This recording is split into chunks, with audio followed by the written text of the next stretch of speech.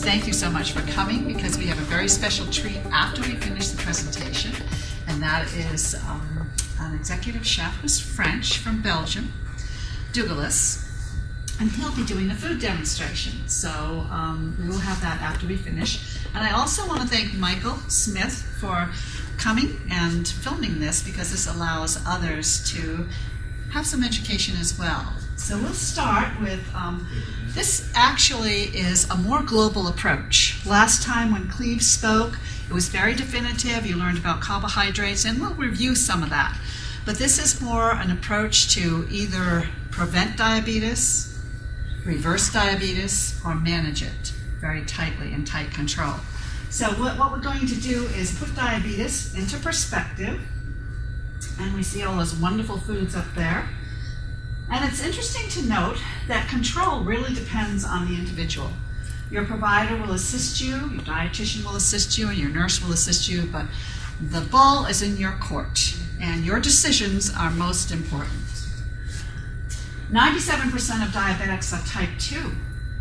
Interesting, because this wasn't so about 15 years ago. The good news is control and prevention of further medical problems is really in our hands. It's from Dr. Giles from Louisiana State University School of Medicine. And he was the doctor who had a slide up when I was at this conference that said, diabetes causes heart disease. And at the time I didn't quite understand that. But it's involved with when blood sugar goes up, triglycerides go up, and that's an independent risk factor for heart disease, so it's very correlated. So today we'll go through the diabetic part, and then we'll end up with prevention and management of heart disease. And weight will be thrown in there as well. So type 2, some are well managed with diet and exercise, others diet, exercise, medications, and some people need insulin. Even type 2 at times will need insulin, especially those that were exposed to Agent Orange in the Vietnam era. So I have veterans at the VA hospital that do need insulin, but they are type 2 diabetics. And many of those have been exposed to Agent Orange, which is a chemical that, it actually adversely affects the pancreas. Then we look at a normal A1C, and we see that that would be less than 6 for someone who doesn't have diabetes. For someone who is working with their diabetes, we want to get them less than 7, although many of my diabetics have achieved 6 or less than 6. And a normal blood sugar is 65 to 99. At times you'll notice the lab will put 70 to 99, so either way. Of course, nutritional intake is a major component, and you see that wonderful paella there. And an appropriate diet for diabetes or heart disease is actually a diet for the whole family. So you like that picture, huh, Jeff? I'm hungry. And this is the sandwich actually that I often make. I actually made it from the Alvarado bread for you last time. Yes. But you can also do it with this, which is the whole wheat tortilla, and you just put all your ingredients on there, roll it up and cut it, and it comes out like this. So we'll review the food groups like Cleve went over the last time, and protein, of course, builds and repairs tissue. For us that are not growing, then hopefully we're not growing this way. We want to repair our tissues, and it also helps to stabilize blood sugar. Now, when you look at protein, you want to avoid the high-fat proteins. So you look at the quality, for example, fish, beans, lentils, peas, soy, tofu, all of those have proteins. And remember we mentioned that actually a cup of beans is equal in protein grams to 2 ounces of steak or 2 ounces of fish. And then when we get down to that poultry, let me back that up a minute here. Get down to the poultry, if you're watching your cholesterol, the white meat has less cholesterol in it. And pork certainly is very lean if you trim it. And if you have beef or lamb, you want to have a small portion. And just don't have it as often as fish and chicken. Is lamb a red or white? Well, it would be white. Yes, yes. You could have that more often. Yes, you could. You could have actually beef or- the pork more often, yes. Beans, are they a complete protein? Don't you have to have another grain or some other? Well, in the old days, we did have to combine like your beans, your corn, and your rice. But nowadays, what we do is, in the course of the day, if you get, for instance, any complete protein, that will complete your dish. Yeah, so you don't have to worry about it as much as far as complete protein. As far as fat, we know it provides energy, and it provides us with the essential fatty acids because some of the fatty acids we cannot produce, and it stabilizes blood sugar. So there's a place for fats. We just want the healthy fats. And here we have an excellent sources of healthy fat, your nuts, your avocado, your seeds, and your olives. They all have the omega-3s, as well as some of the omega-6s, so we need that balance. Actually, nuts are such a wonderful snack and easy to carry, and you can get omega-3s and omega-6s in your nuts. Now, fats to avoid, because some of them cause problems. They're saturated, so we don't want high-fat dairy or high-fat meats. Vegetable oils, and the ones that are culprits would be your palm kernel oil, and coconut oil, and of course hydrogenated fat. And you all know about hydrogenated fat because I think we've been talking about that since the beginning. And the interesting thing is that with hydrogenated fat, it does up the LDL cholesterol even more than butter and cream. And so certainly if you have a heart condition or your family history of heart disease, or actually anybody should avoid hydrogenated fat because it is more detrimental to the LDL cholesterol. And then carbohydrate, of course, provides us immediate energy. That's where we get the quickest energy. So say you had a snack of a fruit, and then you had some nuts. You were on a hike. What you want to do if you start feeling a little bit hypoglycemic, low blood sugar, is grab that fruit, start munching on it, and then follow up with your nuts. You'll get immediate energy from that fruit, and then you'll get energy that will last a little bit longer from the protein and fat.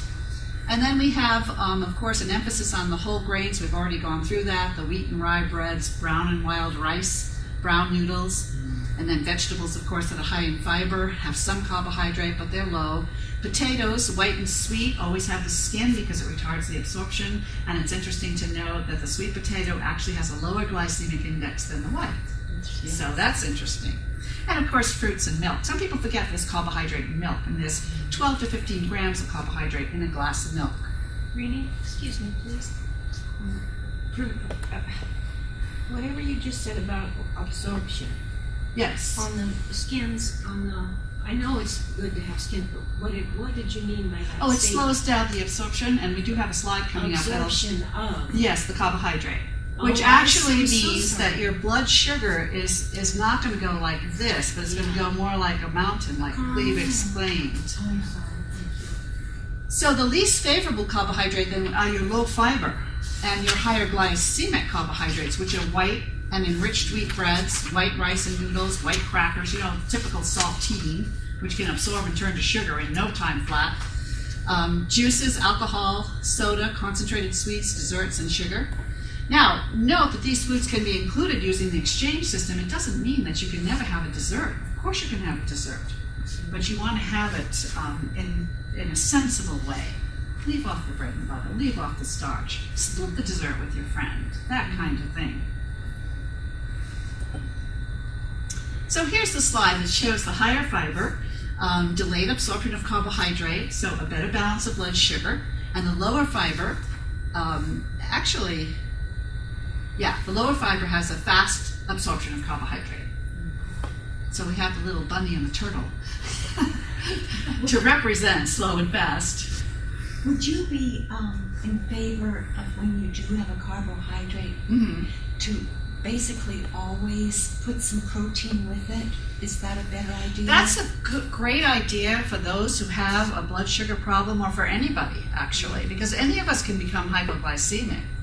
If I miss a meal and I have a lot of stress, I can experience hypoglycemia. So if you put a protein and a fat with your carbohydrate, that's going to carry you for a couple more hours. So it's a good idea for anybody. Do you ever feel like irritable and you're not sure why? Oh, every day. That could just be low blood sugar. No, with my husband. Okay? So that's a nice excuse, I know, but it can be low blood sugar, and so if you balance it out, that's much Would that better. be good for a diabetic as well?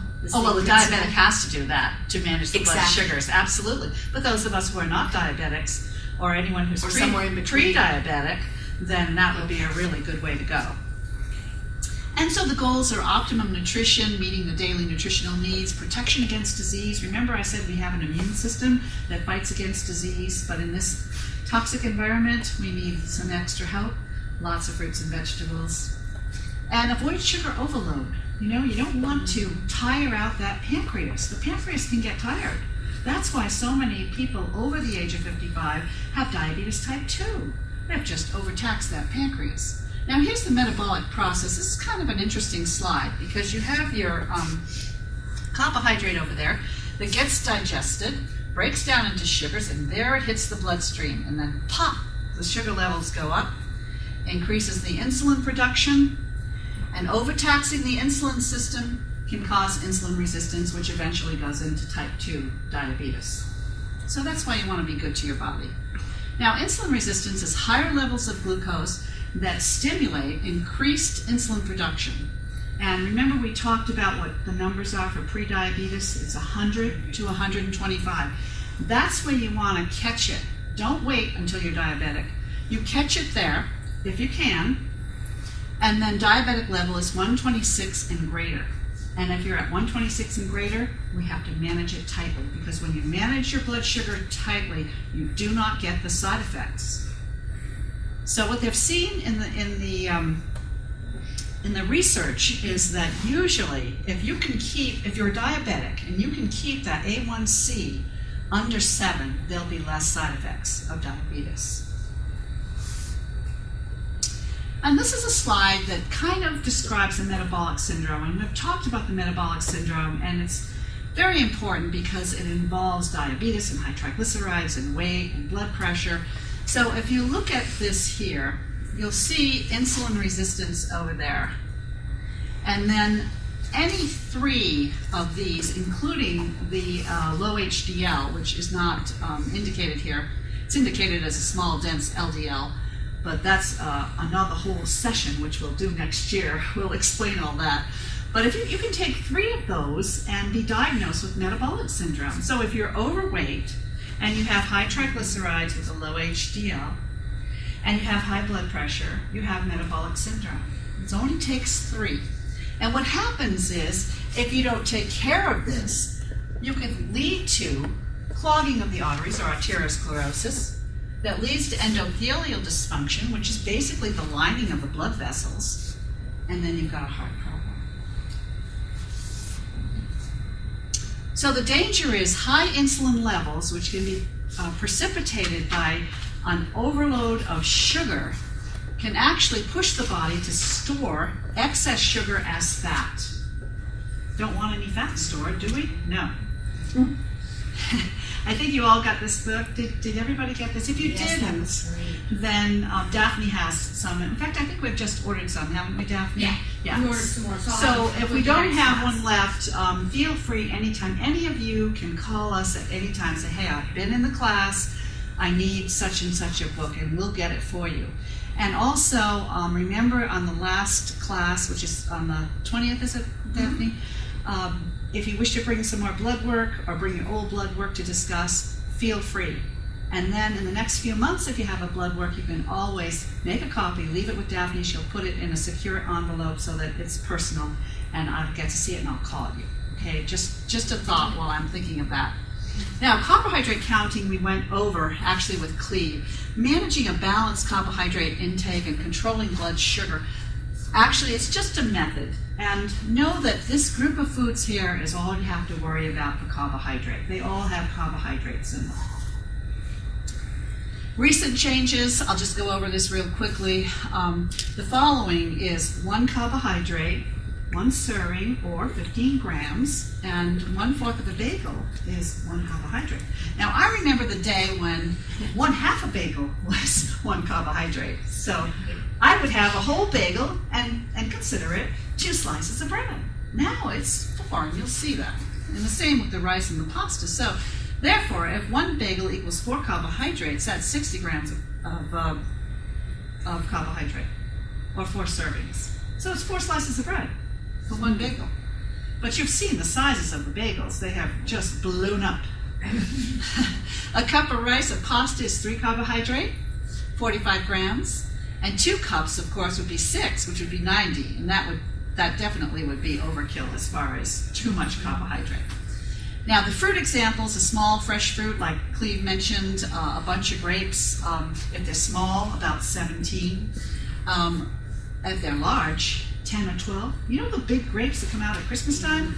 Oh, only 9 or 10 of those puppies. And then a 1/2 cup of fruit juice, 4 ounces. You have to be very careful of the fruit juice because here again, it doesn't have the fiber in it to slow down the absorption. And a 1/4 cup of dried fruit would be 1 serving of fruit. Wonderful thing to take on a hike. I remember when my daughter, who had an eating disorder in high school, came to me and said, "Mama, I heard the diabetic diet is the healthiest diet you could be on."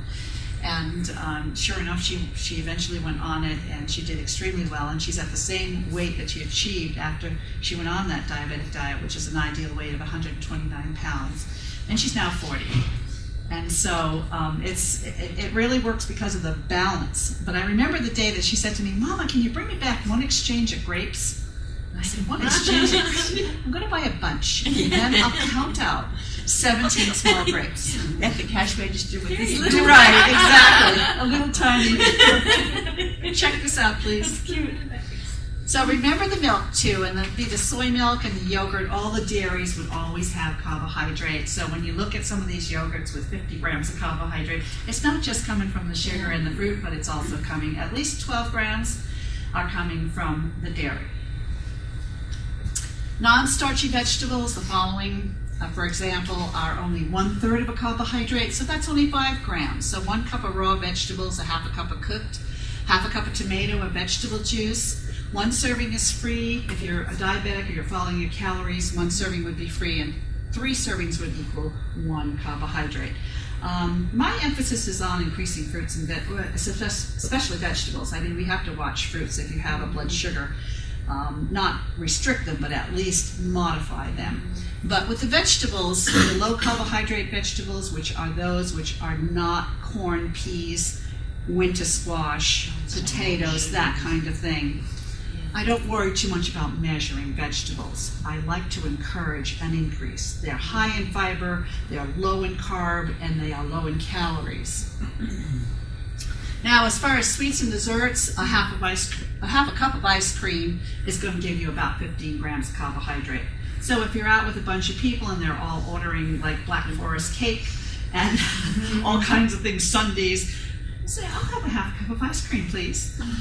1/2 cup of frozen yogurt, and then you notice it changes there to 1/4 because the sorbet and the sherbet is higher in sugar. Is it? Yes. Ooh. So, and also it doesn't have the protein and the fat that the ice cream has in it to kind of retard it. So if you have a problem with blood sugar or triglycerides, I'd go for the 1/2 cup of ice cream. Now you can get ice creams that actually have no added sugar, and a 1/2 cup is equal to 15 grams of carbohydrate. If you have a problem with fats, cholesterol like I do, then I get the low-fat frozen yogurt or the low-fat ice cream. And Breyers and Dreyer's both have that version. Very tasty too. And then of course on the tablespoon of sugar, jam sugar, or honey, syrup rather, jam sugar or honey, it's about 15 grams of carbohydrate. What I like to think of is get that fruit-only jam, okay? It does not have sugar added to it. And then nuke it or put it in a pan and melt it.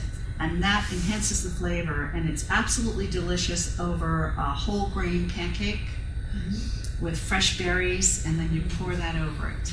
Delicious. So foods with small amounts of carbohydrate, less than 20 calories per serving, like your ketchup and your fat-free cream cheese, your mayonnaise that's fat-free, your tablespoon of salad dressing that's fat-free, and a fourth of a cup of salsa, of course, is my favorite. Now, I have concerns about some of those, and I'll tell you why. Let's look at it more closely. Some foods have high fructose corn syrup, especially the ketchup, okay? Now, I did find a Heinz recently. I'm not even sure where I was, but I could have been in the natural food section of Raley's, that actually didn't have high fructose corn syrup in it. Yeah, it had some good ingredients. So it's out there, and I know it's in the health food stores, it's in Whole Foods. So I think it's more healthy to get something without the high fructose corn syrup. And also, some fat-free foods have sugar added. So say sugar is your problem. Say you're pre-diabetic, like you are, right? If you're pre-diabetic, I wouldn't advocate having fat-free cream cheese or mayonnaise or salad dressing, and some of it doesn't even taste that good. I would have a moderate to small amount of the regular, which is what I indicate over here. Small amounts of regular cream cheese, especially the whipped, are not going to give you too many calories. A small amount of mayonnaise is not going to hurt you, or salad dressing, or maybe even just extra virgin olive oil and some balsamic vinegar. It seems on most labels, they either, if they take something out, they add more salt or more sugar. Yes. Or if they take the sugar out, they add more fat. Right. It's just... A favorite is to add salt and sugar. Yeah. Because that really gets our taste buds, and so they really don't care if we have hypertension or we have prediabetes. Yeah, exactly. So free foods, and in case you're wondering what those funny little things are, they're coffee beans. I didn't know what they were at first. Anyway, lemon juice and vinegar. Be careful of your rice vinegars because some of them have sugar added. So always check and see. You can have a little bit of, rice vinegar with sugar added, but just know what you're doing so you don't have too much of these things. And then, of course, if you like cooking sprays, that works. I like the olive oil, and I put a few drops or a teaspoonful in a pan, and I rub it over the bottom of the pan, and then cook in it. So that's just my way of doing it. I don't like to fool around with sprays, but sprays are okay. Prepared mustard without sugar, flavored waters that are unsweetened, coffee and black tea and herb tea. Remember that your black tea, your green tea, your white tea all have powerful antioxidants, so they're actually healthy for you.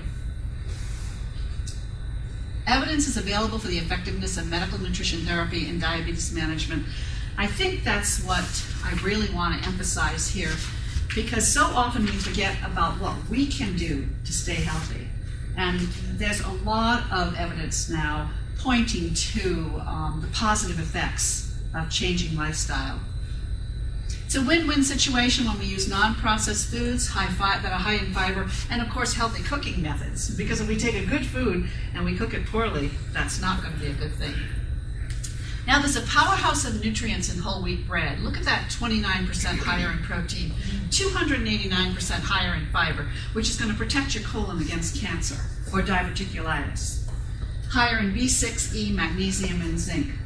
All the micronutrients that actually protect your heart. And there's my favorite tortilla. And this is Alvarado Street Bakery product. You had the bread last time. This is the tortilla. Man, they're massive. I know. So you cut it in half. Oh, yeah. Okay. Easy. And they also have a smaller version of it, too. So just look on the back at the carbs and the calories, and you'll know. And look at that.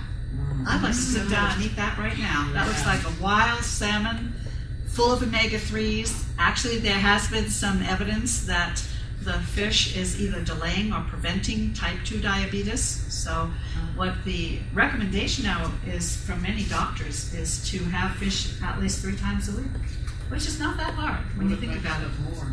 Yeah, I do as well, because I need to, because of my blood stuff. Are they causing the mercury problem more? Well, actually, if you get wild salmon and they fish for smaller fish, you're going to get less mercury.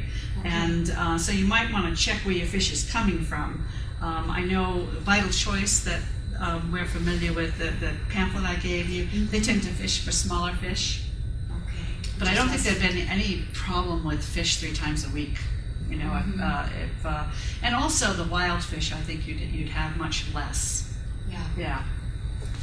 I'm not sure about the fishing holes that are near the old mines in Nevada. Yeah, exactly. That could be a problem. But I think along 88, there's some good fishing holes. You know, the Route 88 that Yes. goes right down to Stockton. And one of my veterans told me he caught a fish and sent it to be analyzed in Sacramento, and it came out totally pure and devoid of mercury. So I think maybe you have to pay attention to where you're getting your Where you're fish. at, Yeah. whereabouts, yeah. Yes. And if you shop to have a variety of vegetables, you'll get all kinds of phytochemicals that protect you. And remember, the more pigment, the more antioxidants and phytonutrients in the vegetable. I love this picture. Is that not? I mean, I just feel like jumping right into that Yes. slide and starting to eat. So you've got your papaya and you've got your berries and the star. Has anyone had star No. fish? Not fish, but stars. I'm thinking about the fish in the ocean. Starfruit. It's a star fruit. Yes, that I had right it here once. is star fruit, and I've had it once. The problem with it is it's usually so expensive that I haven't had it since. You know, but I wanted to try it. How about cherry moya? Did anyone here ever try the cherry moya? That I forgot where that is from, but it's absolutely delicious, and it's available every once in a while, particularly in the Bay Area.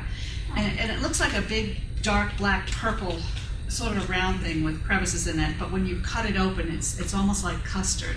Has sort of a tropical flavor, like banana-pineapple combination. If you ever have a chance to try it, it's a real delicacy. It's delicious. And nuts, of course. Omega-3s and omega-6s, perfect balance. If you were devoid of all fats, say you were eating just fruits and vegetables, or you were on a Dean Ornish diet without any of the grains, then you would actually get your essential fatty acids just from a handful of nuts, or maybe a couple of walnuts. Yes?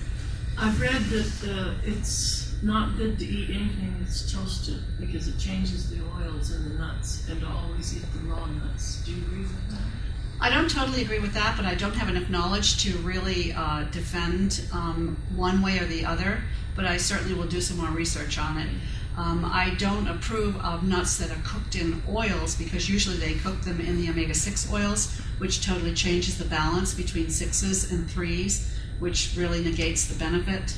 But as far as toasting, if it's gently toasted, I think that would be okay, but I certainly will look into it. It's good questions. It's bound to affect the oil in the nuts. Yeah, but if you So toast it'd it, be- like it's the same way when you cook with olive oil, if you cook at a reasonable temperature, it's not going to smoke. Uh-huh. And so there's a temperature cutoff, and I would have to research and see if when they're toasting nuts, if that would adversely affect the oils, and I'm not sure, but I will check on that. Is omega-9 important? I've heard of 3, I 6, and 9. Yeah, I don't think omega-9 we have to worry about that much, just as we don't have to worry about omega-6s, because I think we get plenty of it, but we do have to worry about omega-3s, and I do have a slide coming up. Okay. And of course, that's our olive tree. I had to stick that in again because it's my favorite slide. So regarding olive oil, of course, it comes from simple pressure, good quality virgin olive oil has the phenolic compounds, and those with catecholic structures are potent antioxidants. Know that you get more of the antioxidants from the extra virgin, but if you cook at a high heat, you may need to use the regular instead of the extra virgin. And do we have to give up everything? This little guy is really having a good time with chocolate. Yes. There are some positive effects of chocolate. It's a flavonoid-rich food. It has high polyphenols, antioxidant protection. Okay, this is dark chocolate I'm talking about. Modulation of vascular homeostasis, which is the balance in the blood vessels. And 1/3 of it is stearic acid, which has no adverse effect on cholesterol. So a little piece of dark chocolate, especially if it's with a nut, which retards the absorption of the sugar, is not going to be harmful. Now, to make changes, you are an example of what to do. You have sought out education, and I'm sure that, along with myself, are willing to take a new path. And that's what it takes. Now, Dr. Laura Polak is a dietitian who actually has her degree also in biochemistry, and I just went to one of her conferences. And this is actually from her conference: behavior adjustment, environmental awareness, being aware of what's around you and how to prepare the foods appropriately, and genetic detours. In other words, we all have some genetic situation that we might have to pay attention to. Myself with heart disease, heart situation, poor family history. You have the pre-diabetes, some people have high triglycerides. Everybody has something they have to kind of zoom into and say, okay, I have this genetic predisposition, what can I do about it? So Laura has come out with another book. She has several books out, but this is her most recent book. A book to check out for weight control and prevention of diabetes. And I like her attitude here, which is, hold on a second, sorry. Get an attitude, add power breaks, stop before you act, okay? And eat more food, eat more of the good foods, all right? So I think this is a great book, just came out, and I'm sure you can get it at Amazon. But if not, let me know and I will find out how to get it. Quality assurance study I wanted to mention that I did at Barton Hospital in the nutrition clinic. I tracked patients and I found that 50% achieved a normal blood glucose. They were diabetics. They achieved a normal blood glucose. 75% improved their blood glucose after nutrition counseling. 57% achieved normal triglycerides, and 75% achieved improved triglycerides and HDL. So you can change your genetic predisposition just by changing your environment and how you eat and your lifestyle. Remember the goals: to avoid the side effects of diabetes. We want to avoid heart disease, kidney problems, compromised vision, nerve numbness, and pain as much as possible. Preventing diabetes and pre-diabetes actually prevents heart disease, so it's worth it. Remember that the pump, the center of our chest, is truly the source of life. Its importance is reflected in poetry, in songs, and metaphors. And you know what? We only have one heart. We've got 2 lungs and 2 kidneys and 2 adrenal glands. We only have one heart. We need to take care of it. And watching the blood sugar is part of taking care of your heart. Blocked arteries do not receive life-sustaining oxygen. A lack of oxygen, the heart doesn't pump as well, and then can eventually lead to an MI or a heart attack. What is arteriosclerosis? It's basically hardening of the arteries, deposits of fat in the artery wall, narrowing and hardening. A little bit of that takes place anyway as we age, but we certainly can troubleshoot. What is oxidative damage? Actually, that's at the cellular level. And when you look at our bodies, we are a bunch of cells put together, in this format. So a corrosive effect on the cells is oxidative damage. That's why we want antioxidants. We want those fruits and vegetables to help us. An example of that: sliced apple. Do you ever slice up an apple and leave it on the counter, or an avocado? Yeah. And you forget about it and then come back and it's all brown. But if you sprinkle an antioxidant on it, like lemon juice, then it preserves the color. So I thought I'd just throw in a little kitchen analogy there. Now, inflammatory changes occur at the cellular level, and it makes us more vulnerable to disease. And inflammation causes plaque instability. And we mentioned that last time. We can have some plaque, we probably do, because we are at the age when you can have a little plaque. But if it's unstable or inflamed, that's when it causes a problem, and it can break off and cause a clot and then block your artery. So your inflammation can actually be a diagnostic tool and an effective early sign of coronary artery disease. And the way you can find out about that is by asking for a CRP, which is a C-reactive protein, which is an indicator of inflammation.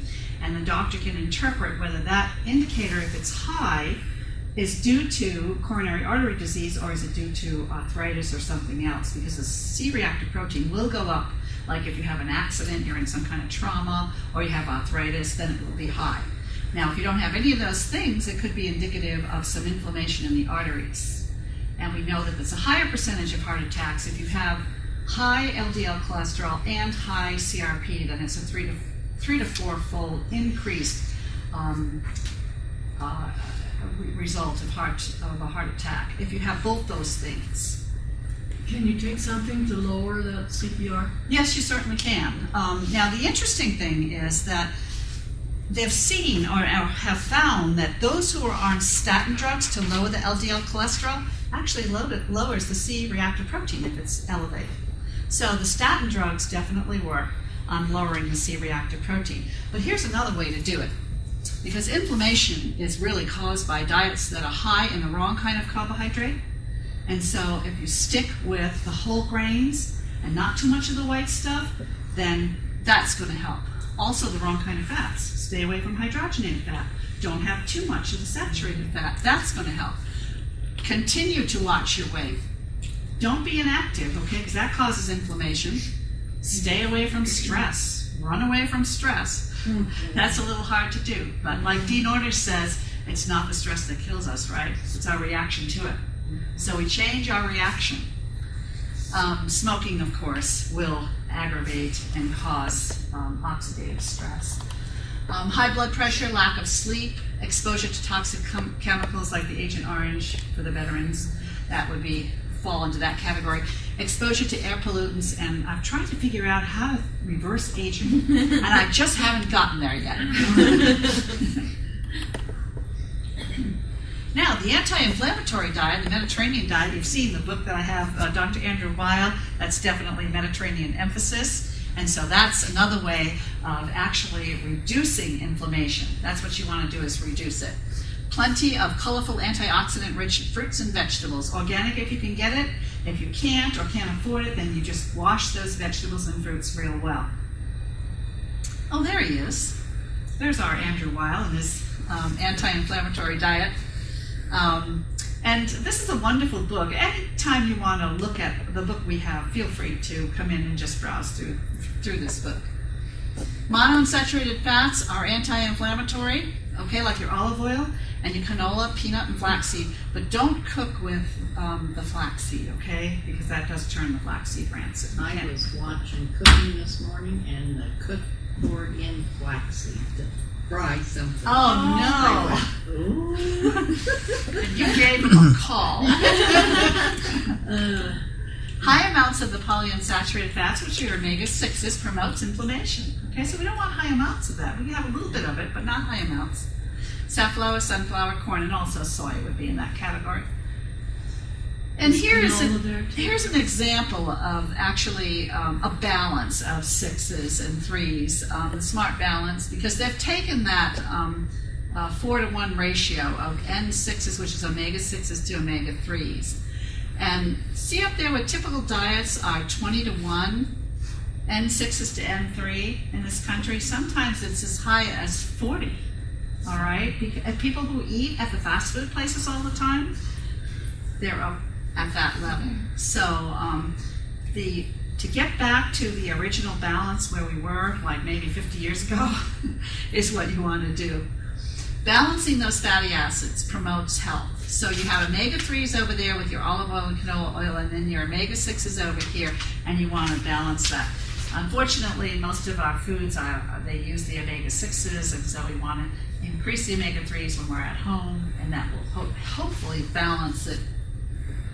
Sometimes the 6s are just too much, according to this guy, William Lands, and I mentioned him before. If you want to pick up more information on omega-6s, just pull this up on the internet. William Lands, he's an expert on the omega-3s and omega-6s, and there's lots of information on the internet from him. So excess 6s are associated with arrhythmia, which is a change in the rhythm of the heart. Heart attacks, increased amount of heart attacks with too much 6s. Thrombosis, which is mainly a clot. And asthma. So if you know of anyone who has asthma, they'd be better off using the olive oil or canola oil rather than the soy or the corn oil. Spices that are anti-inflammatory. And I think we mentioned this before. Turmeric, found in curry, anti-inflammatory. And ginger, of course, we have that in our soup. Berries and cherries, dark leafy greens, neutralize free radicals that cause inflammation. And of course, dark chocolate. We don't have to have it every day or a ton of it, but a little bit of it is not going to hurt us. Red wine, a little red wine won't hurt you. Green tea, they can all be beneficial. Exercise reduces inflammation, and I think all of you in this room exercise, and so you're already reducing your inflammation, or you're reducing the inflammatory process. especially C-reactive protein. So it actually lowers it when you exercise. Isn't that amazing? 30 to 45 minutes or more aerobic activity 5 or more times a week, and then you can increase this on some days you're feeling better, maybe take an hour and a half hike with a friend, that kind of thing. Now, in regard to supplements, one a day is very easy because you don't have to line up all these supplements. Sometimes my veterans come in and they line up about 15 different pills, and it's very hard to figure out. But a one a day, and if you're over, say, 50, then one a day without iron, because iron's an oxidant. Certainly if you don't need iron, if you're not anemic, then it would be better to go one a day without iron, or Centrum Silver, or one a day over 40, those kinds. They increase the folic acid, and they take out the iron. Iron is not good for you if you have a heart condition. Right. Unless you're anemic, if you've got something going on, you're bleeding somewhere, then you would need the extra iron. Certainly, men usually don't need it unless they are impacted by either a pathological disease or they've had a GI bleed or something like that. Additional vitamins that are optional, vitamins C and E. Actually, it appears that if you have a good balanced diet, you don't need extra E, and they usually have a little bit of it in the multiple. Fish oil capsules, very good for lowering triglycerides, but always check with your doctor. Let your doctor know how much you're taking of the fish oil because it is a blood thinner. So say a patient was on Coumadin and they decided to take fish oil capsules and they were on aspirin. We've got a bunch of blood thinners there. And there's another one too, I think ginkgo biloba does the same thing. So it's like, you need to tell your doctor, let's see. CoQ10 for those on statins. Some of the doctors, and particularly Andrew Weil, feels that if you are on a statin like simvastatin, Lipitor, Zocor, Rovastatin, that your CoQ10 will be depleted, and so you might want to take CoQ10 as an extra. Not all physicians agree with this. It's a theory. So, are positive effects in lifestyle effective in improving your health? Most definitely. 55-year-old male with purpura, that's a rash all over your whole body. It's actually called Hennig-Schoenlein syndrome. He was diagnosed with diabetes type 2 in July 2002, also diagnosed with high blood pressure. He was overweight and he was dyslipidemic, means he had high triglycerides and high cholesterol. And he also had some protein and blood in his urine. And unfortunately for him, he had an adverse reaction to all the medications they were trying on him. He was stuck with a dietitian. I was the only thing left that could help this man turn this around. Now, here's what happened. He actually brought his triglycerides from 179 down to normal, the 117. The glucose here, when he first came over to see me, he was at 169, newly diagnosed type 2 diabetic. Then his rash or his purpura became worse. He was bedridden up here, okay? So it went up as high as 211. And then when he started changing his diet, it started dropping down until it got to the 101 and 104 was the last time I saw him. That was from diet alone because he could not handle the medications. Now, this here is pretty dramatic. His A1C had actually reached 9.6. And here you can see totally normal hemoglobin A1C of 5.4, diet alone. And he also improved his cholesterol. He didn't get it to goal, but he improved it. The 285 to 220, and his LDL cholesterol 202 to 152. How did he reverse his diabetes, lower his blood pressure, and improve his lipids? Diet, exercise, and great attitude. Sample days intake, and we worked on this together. He came up with ideas what he'd like to eat. Believe me, he wasn't eating like this before. Okay. So he really liked hot cereal in the morning. He didn't mind skim milk. This whole wheat bread, he made it himself, and it was delicious. He brought me in some. And he loved bananas. He liked beans also, so he kind of got into the vegetarian emphasis there. Not all the time, but that was his favorite. Often beans, vegetables and no salad, his wheat bread and his skim milk, and he loved peanuts in the shell. So his diet was basically a high fiber, low saturated fat, modified carbohydrate diet. And his exercise was 1 to 3 hours walking with his dog Buddy 6 to 7 days a week. And as you can see, Buddy looks well defined as far as muscle, all right? Yeah. And Phil looks good too. So weight loss, but he also had conversion of fat to muscle because of his exercise. Fortunately, he was retired. And so that was a plus. Since he had time to do this. Yeah. Physical activity can actually affect the plasma lipoproteins in a positive way. Lipoprotein metabolism, increase the metabolism. And here's the one I get excited about. Subclasses are often more significant. So your HDL, which is the good cholesterol, can be broken down into several different subclasses. The HDL2B is the one that's most protective, and exercise affects in a positive way HDL2B. So it's a win-win situation. 2 randomized controlled trials suggest that changes in lifestyle can prevent or delay diabetes. In both studies, a sustained moderate weight loss of only 5 to 7% reduced the incidence of diabetes by 58% in those with prediabetes or impaired glucose tolerance. That IGT is just impaired glucose tolerance. It means you have a little elevation in the glucose. In one of the studies, the Diabetes Prevention Program lifestyle modification achieved a greater reduction in the risk of diabetes than medication. Interesting. How well the body works for you when you take care.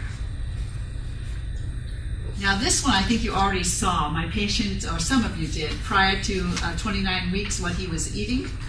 This is my Italian patient who in 29 weeks he ate 11 pounds of butter, 14 gallons of milk, 17 dozen eggs, etc.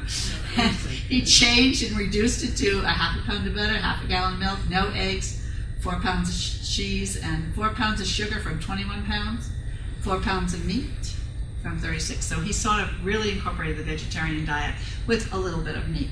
So what happened to him? All right, look at this. His labs. When he started, 277 cholesterol, okay? Down to normal of 178. Not too much change in triglycerides. HDL, not too much change. He did have difficulty with a very bad foot.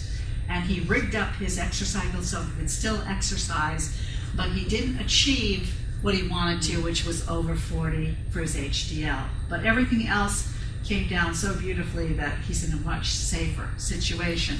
Now look at that LDL. This is a heart attack waiting to happen. 220, okay? This number here that goes to a normal of 126. Look at his ratio, 7.29. A heart attack waiting to happen. Down to 4.56. Under 4 is normal, so he's getting there. And this just shows it in graph. That's his triglycerides. That's his total cholesterol. This is his LDL cholesterol. This is the most dramatic one. And this here is another better. This is a gentleman who's from the East Coast who came in and said, I'm a chocoholic. I absolutely love sodas. And the doctor says, I might end up with pancreatitis if I don't lower my triglycerides. 556, all right? He gave up all that. 2 months, no medication, 102. Amazing what you can do for your body. This here is actually his cholesterol, because he actually reduced that too to a normal. And I'll show you, I don't know, yeah, I do have it. This here is his HDL. This gentleman would not exercise. So look what happened here. First of all, he's way low, way below. A man, he needs to be 40 or over, okay? He got it up to 32. Not very good, so that's where he failed. No exercise. You've got to have the whole balance. You've got to have some exercise. And this gentleman was perfectly capable of exercising. No injuries. He was about 58 or so. But see, this is the HDL, and it's not a very good level. So I'd like to end with Robert Sapirko's quote, adverse lifestyle practices exacerbate our genetic tendencies. And what Laura Pollack taught me 20 years ago is you can push the genes in the right direction. You know, it's just, yeah, so I'm impacted genetically. Doesn't mean I can't change things for the better. And I like this last slide because it says, Traditional view of heart disease has long been along the lines of a stopped-up drain pipe, but you can now appreciate that the processes are far more dynamic and complex than just a simple blockage. We can now prevent and we can fix the broken heart.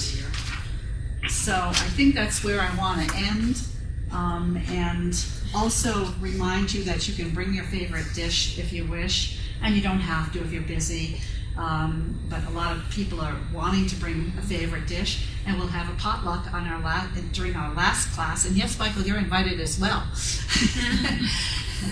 So we'll look forward to that, and then bring any questions, any friends you want to bring. That's fine. We've got a big room here, and we'll end it with a potluck, and we can share our own healthy recipes with each other. If you have time to write up the recipe, that would be fabulous as well. Okay? And I think in a few minutes, I'm hoping Chef Douglas arrives, so we'll see. All right.